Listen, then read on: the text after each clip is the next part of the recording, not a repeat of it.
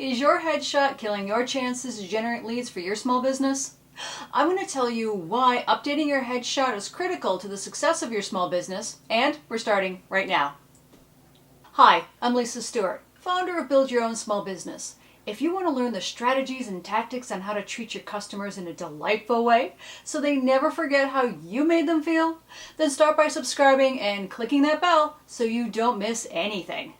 Start by typing yes in the comments below if you've started building your own business. Today, I want to share a few tips to help you round out your online profile as a new business owner, and we're going to be talking about your headshot. There are 3 parts to this section that include attract, resonate, and connect with your ideal audience. Let's start with attracting. So normally you start on LinkedIn, Instagram, Twitter, Facebook, and other social media platforms, right?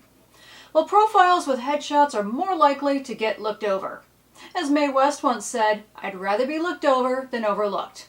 I know I would, wouldn't you? People do business with people. And 2 LinkedIn statistics reveal that profiles with photos are 14 times more likely to get viewed and 9 times more likely to get connection requests. This helps build your know, like, and trust factor with your new market. Now, let's talk about LinkedIn for a moment. I receive numerous connection requests on LinkedIn. Generally, I don't accept anyone who doesn't have a clear image in their thumbnail. In some cases, it's just their logo, but more on that later. I've connected with folks who have very few followers, but have taken the time to round out their profile with the basics. This small effort makes a big impact. Is your profile photo still accurate?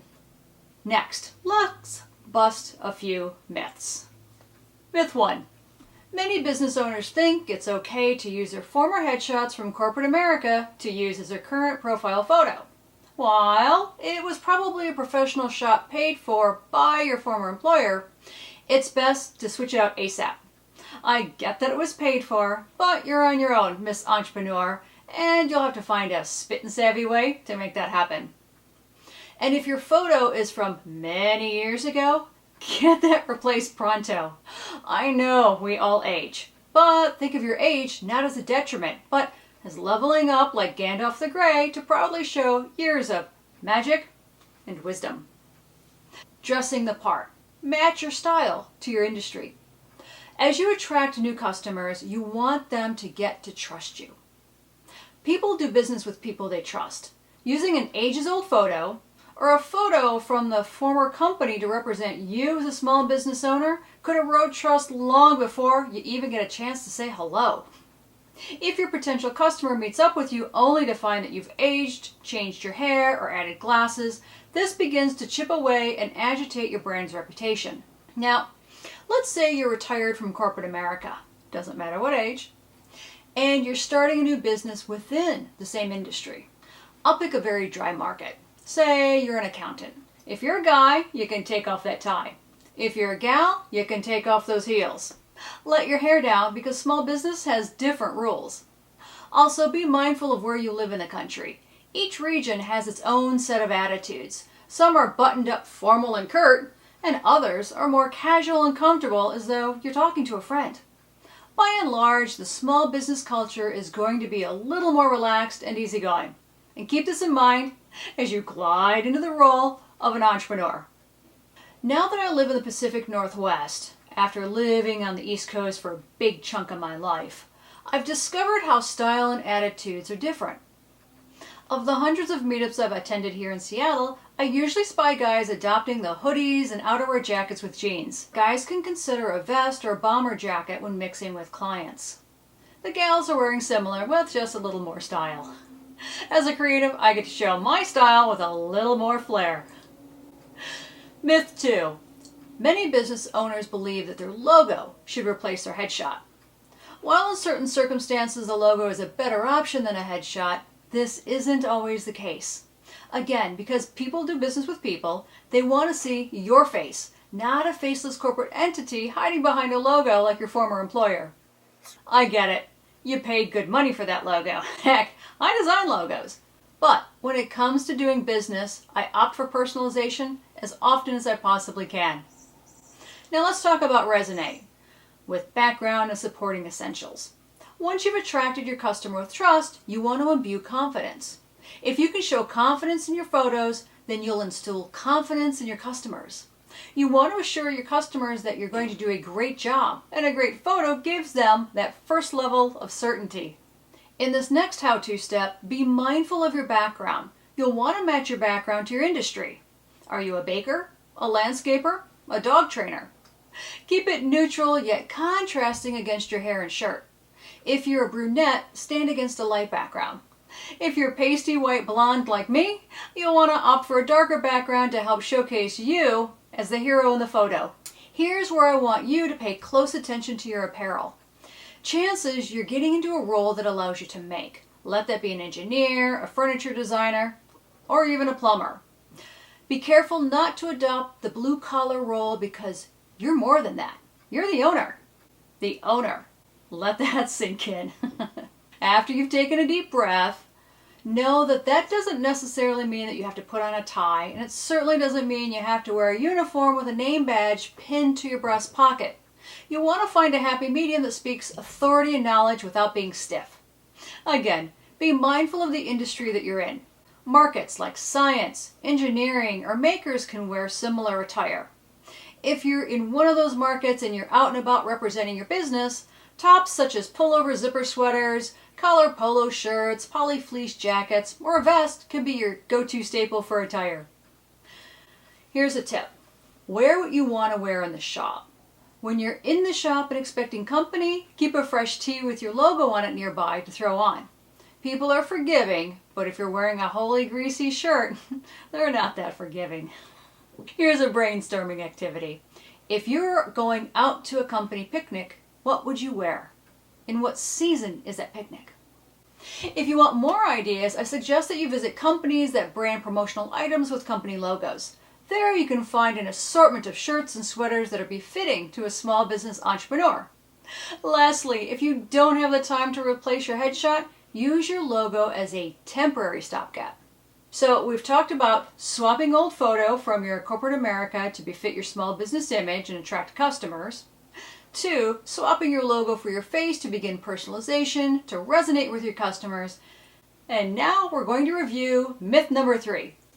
Many business owners believe that cropping a smiling photo of themselves from a party because they're finally free from their employer is good enough.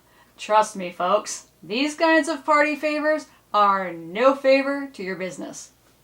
If you don't have a photo in the placeholder and you leave the default platform logo in its place, your customers are going to go dig around the interwebs to find your mugshot just to see what you look like. You want to be the one in control of what they find. Satiate their desire to see your face. Make it easy. Serve up an image you can be proud of to represent your brand before they go trolling off Facebook to see you committing some potential misdemeanor using the adult version game of Twister. And don't be this guy. Unless, of course, cooking meth is legal now and you're wearing your new company uniform to demonstrate your dedication to your new vocation, I wouldn't recommend it. We've talked about implementing, attract, and resonate with your ideal audience within the ARC effect. Now, let's add the final piece, connect. You want to connect as soon as you've resonated with your audience. Connections happen through the eyes and smile. Okay, we're not talking about Vampire Bill kind of connection. There are other ways to make a personal connection that doesn't involve glamoring vampires. Now for the eyes. Confidence comes from the eyes. To appear confident and assertive, keep your eyes looking straight into the lens, because this opens up more opportunities than looking elsewhere in the distance, making it appear that you'd rather be somewhere else. Here are a few what not to do photos. Don't give the serial killer stare, I'd rather be somewhere else look, or I'm one with my instrument pose. If you're a blinker like me, you can count to 3 with your eyes closed and then open for the shutter release. This will do 2 things.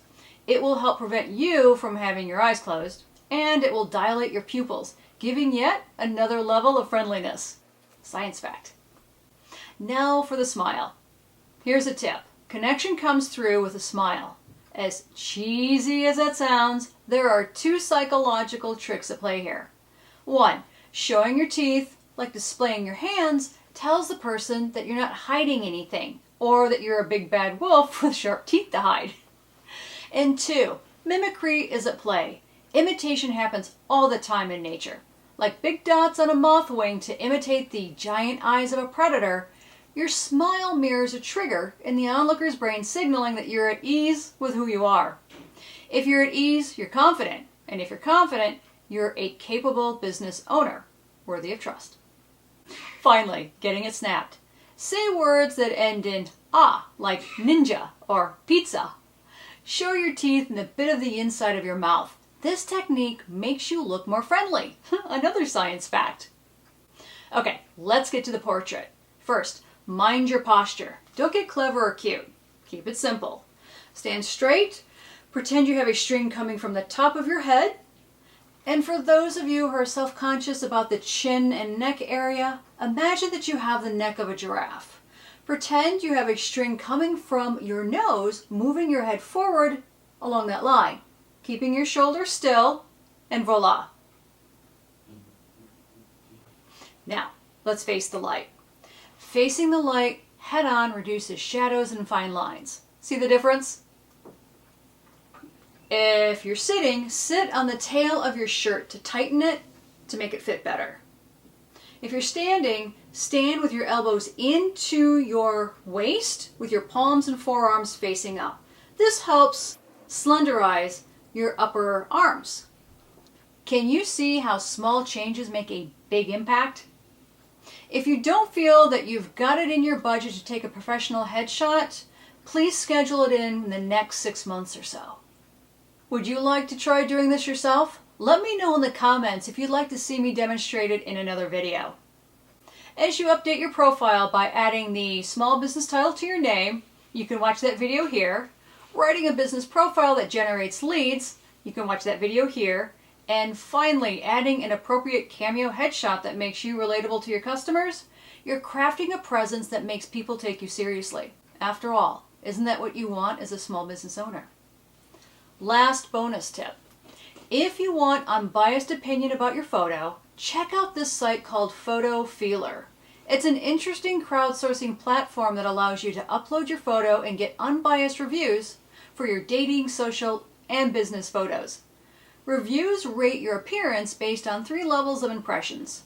For the business photos, people rate your image on whether you appear competent, likable, and influential. I've tried it and I was intrigued by the results. For your information, I am not getting compensated for recommending this platform. I was just fascinated by the method. If you enjoyed this video and you got a lot out of it, be sure to give it a thumbs up. If it was helpful to you, share it with somebody who needs to see it. If you need help understanding who your audience is and how to attract them with your new bio, check out the free 3 simple steps to identify your client download posted in the link below to help you overcome your biggest obstacles in attracting clients. I'm curious, what takeaways did you learn from this lesson? Please tell me in the comments below. Also, I'd like to invite you to join our community. I'm building a community for small business owners who need help from the wisdom of the group. If you're looking to level up your business strategy and tactics to build a dream business, consider joining us. You'll find the link below. As always, thanks for stopping by and leaving your comments. I'm so grateful that you're here. If there's a topic that you'd like to see me deconstruct, please let me know in the comments below. If I create a topic based on your feedback, I'll feature your comment in that video. Meanwhile, be sure to like, subscribe, and mash that little bell to get notified when I drop a new video. Until next time, keep building. And now I've got to go rescue my counters from 2 naughty kittens.